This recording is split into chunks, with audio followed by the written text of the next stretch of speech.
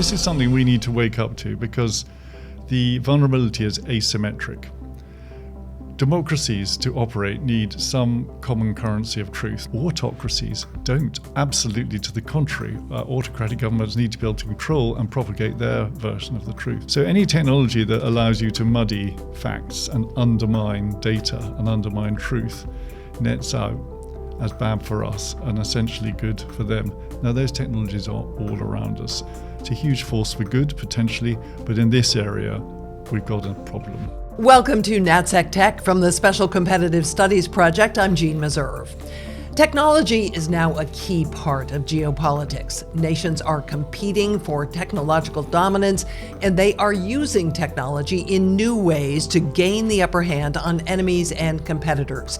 With me here today to discuss this is Sir Alex Younger. He served for 6 years as chief of the British Secret Intelligence Service known as MI6. He is now a frequent public speaker and media commentator, and we are thrilled to have you with us here today. Oh, it's great to be here. So thanks for coming in. You have said that the democratic world is, quote, under the full press of Chinese espionage. What do you mean? What has changed? Well, I think that the issue for me is the way that espionage is defined. People think of spies like me doing secret stuff in ways that they've seen in the movies, and there's a temptation in those terms, understandable, to think it's something off to the side that doesn't affect them directly. And as democracies, we seek to constrain and channel those activities in a way that's accountable in law and proportionate. Autocracies don't do it like that. In some ways, they're security states. Vladimir Putin was a KGB officer. He defines everything that he does in terms of security. And Xi Jinping now, security is coming first, and control in every aspect and every piece of decision that he makes. The lesson that Xi drew from the Cultural Revolution, which he was personally very affected by, was that the people cannot be trusted.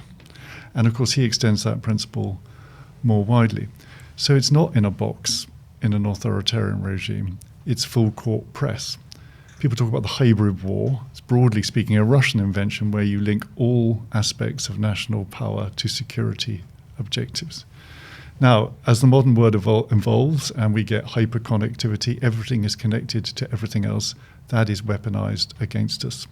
So the biggest asymmetry between us and China is that we don't think there's a conflict going on, and they understand very well that there is across the spectrum.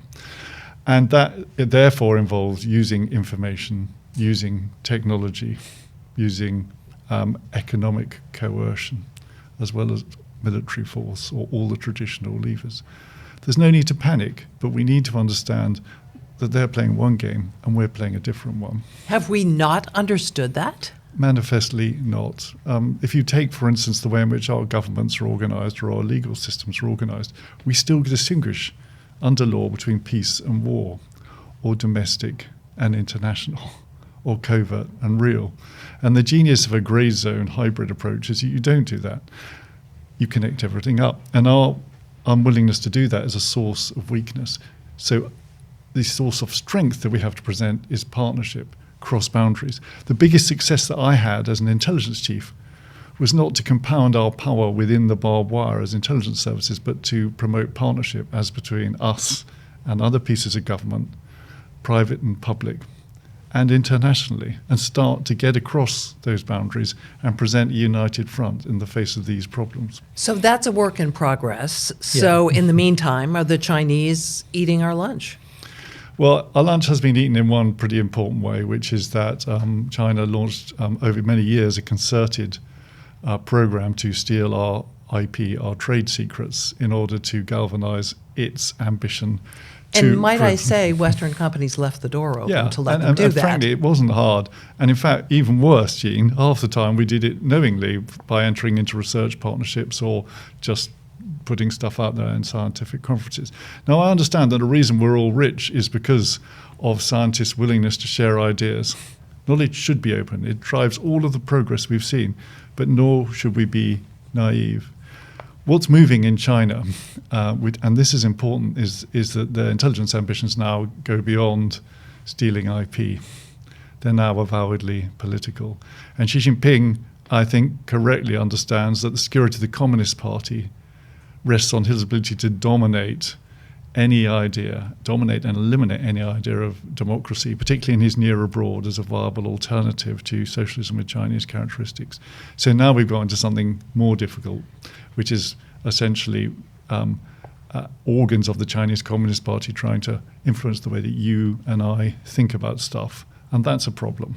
And one of the ways they're doing that, of course, is through disinformation.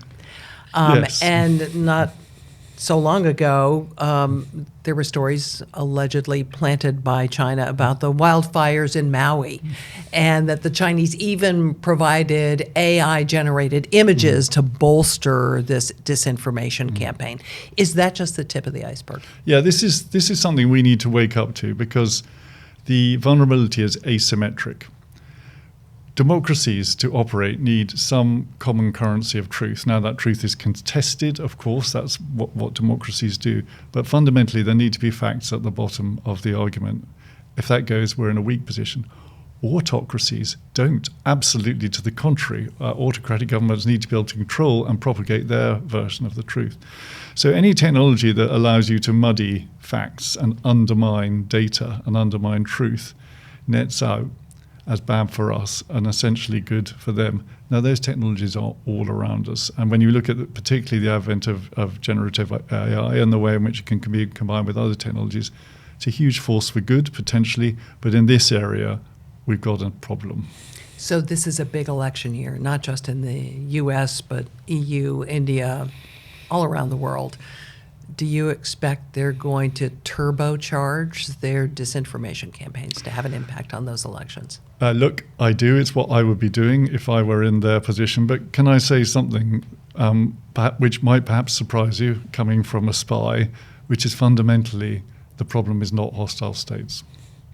Explain. And indeed, the biggest damage we could do in this very febrile time is to imagine that the divisions that exist within our democracy were created by China or Russia.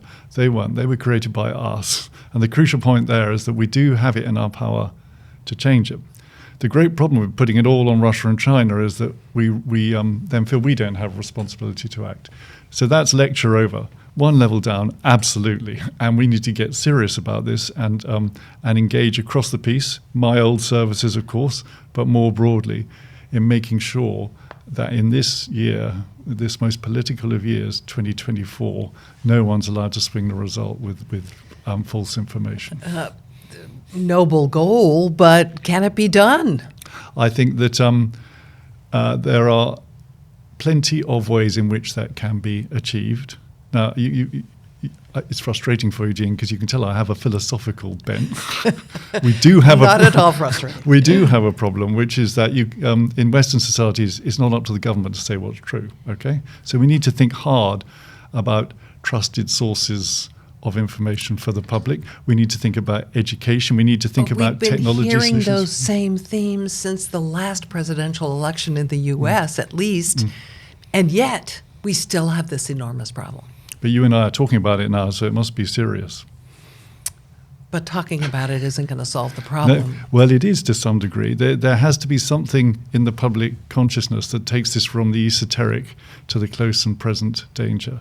I think a key tipping point for me, and I do take your point, it's a serious point, key tipping point for me is where tech understand that the future of their industry rests on their willingness to enact capabilities that make this stuff less likely. Fundamentally, this is about partnership. Now, good news, I don't want to be utopian about it, it's not my job, but I do see over my time in office a significantly improved readiness on the part of tech to work with people like us, government, from the sort of ground zero of Edward Snowden times.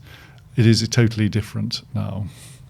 But they have cut back, many of the big tech companies, on their efforts to detect disinformation and to eliminate disinformation. Isn't that bad news? It is, of course, bad news, and it goes well beyond the issue of elections. There's child safety and fraud and many other things to consider, and their feet need to be held to the fire. The UK this month has passed the Online Safety Act, which I think does something that, in my mind, is overdue, which is to make tech companies legally responsible for the way in which their products are used. But actually, we need a strategic solution to this. So detection is always going to be hampered by considerations of scale.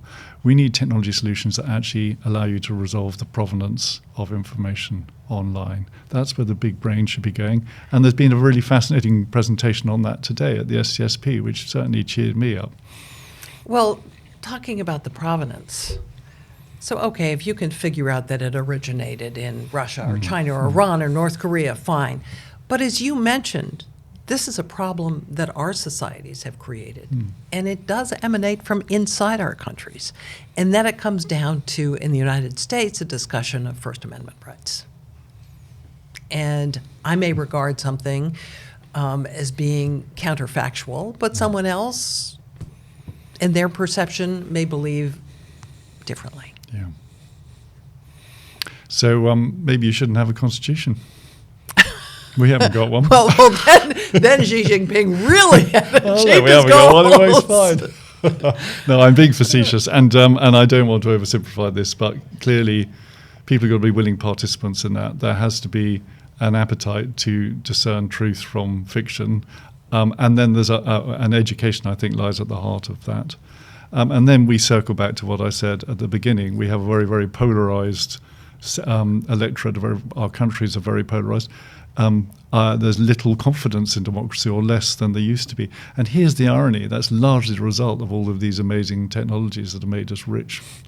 So it loops back again to the responsibility on the part of the creators of these technologies alongside governments to work to mitigate the social harms. Social media is an excellent example of that, optimized to heighten polarization as a matter of commercial gain. It's unacceptable. Another persistent problem, cyber attacks. How do we prevent this tsunami from completely engulfing us? I think that this is a thing I worry about. To be honest, it's not so much kind of cyber catastrophes as just the drip of damage that's done every day by fraudsters or hostile governments or ransomware operators. Because it's not seen, we don't understand the damage.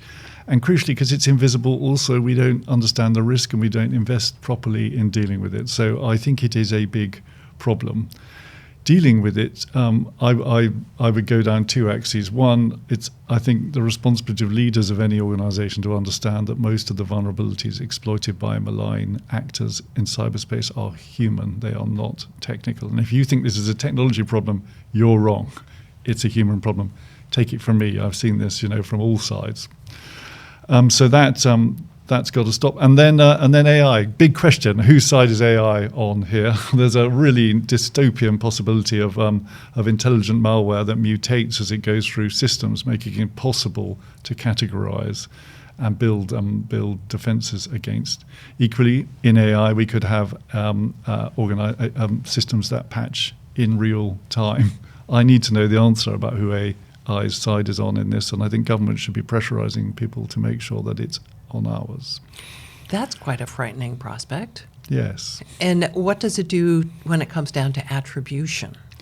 Well, does it make it even more complicated? Yeah, if you have a shape-shifting malware, then it becomes harder to attribute, and that's a problem because a big part, conventionally, of the solution in cybersecurity space is partnership, where we're all prepared to share quickly how or why and what with we've been attacked in order for everyone else to be able to protect themselves. And indeed, there's a lot of good sort of US legislation come down the track to try to make that happen. So this is an issue.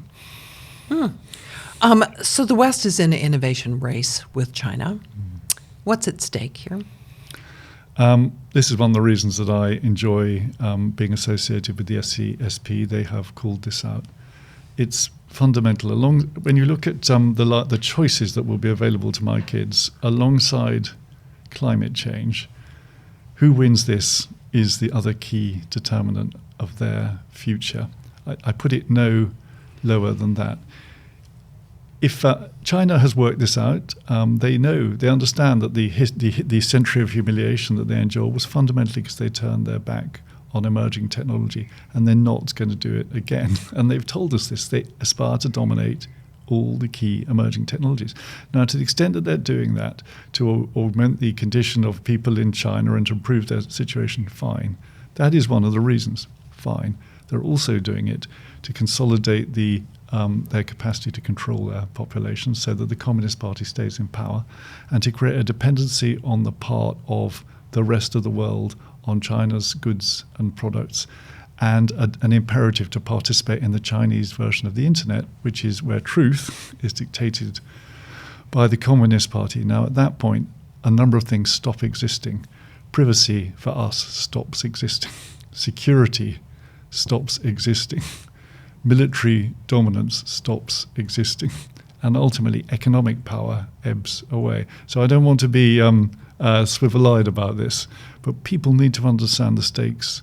I can assure you that the Communist Party of China has absolutely worked it out.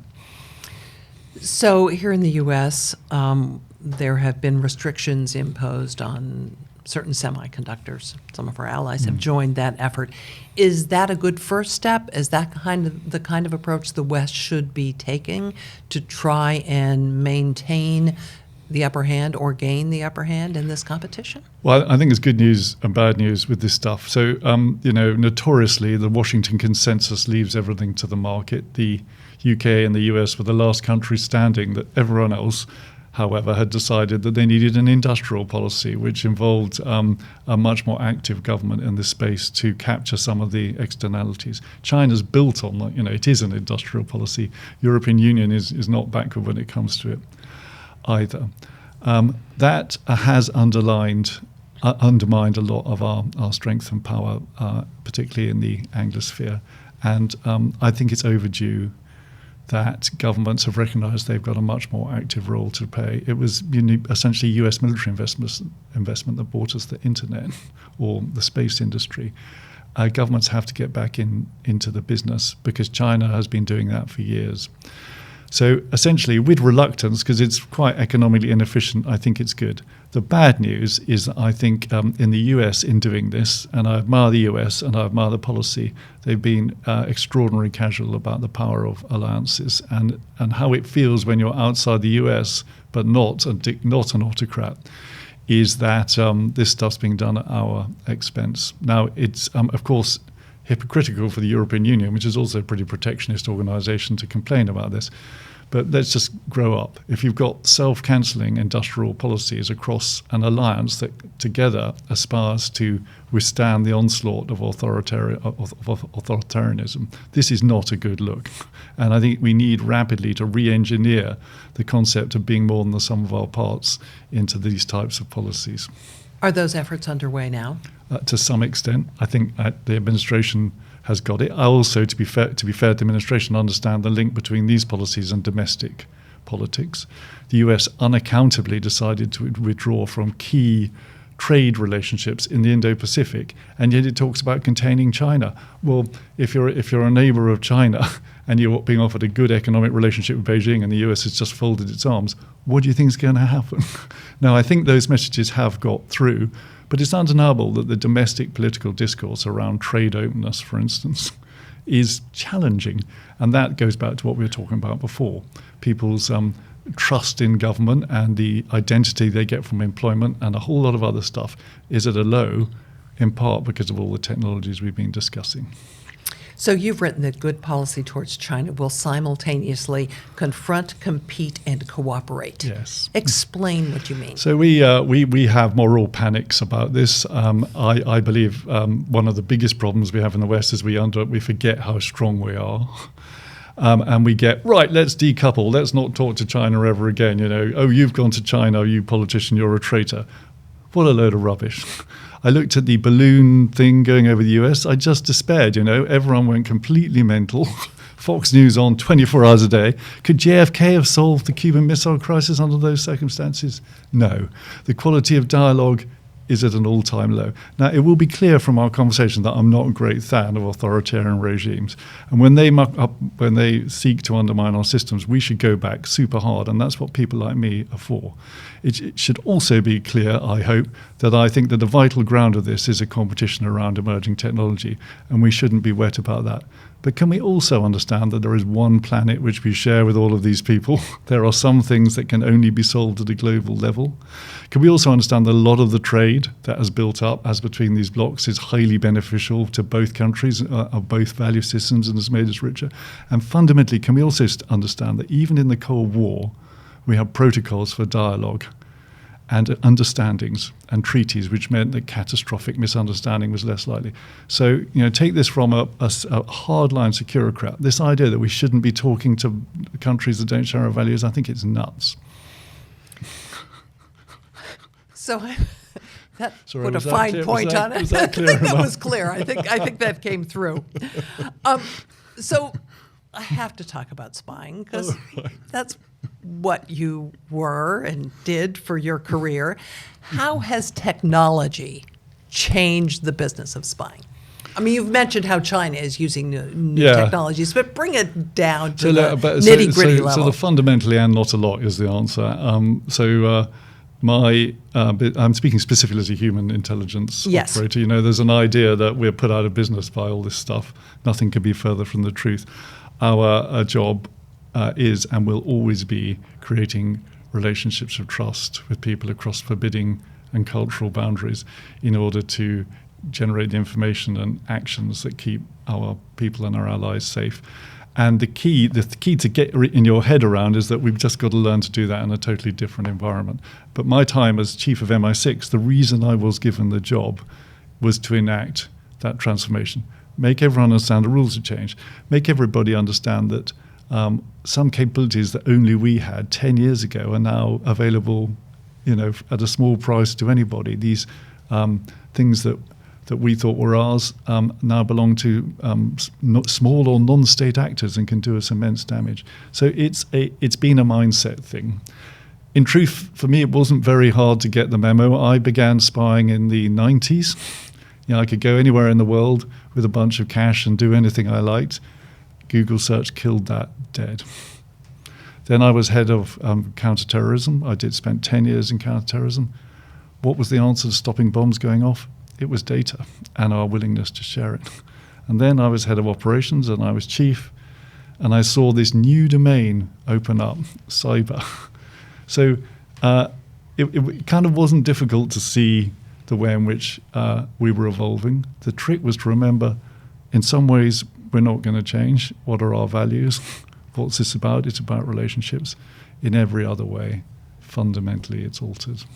I was talking to someone else in your business who said it's now virtually impossible to go dark. Yeah. We have a very uncatchy expression which we talk about. We talk about the ubiquitously sensed world. Yes. And that is what we faced.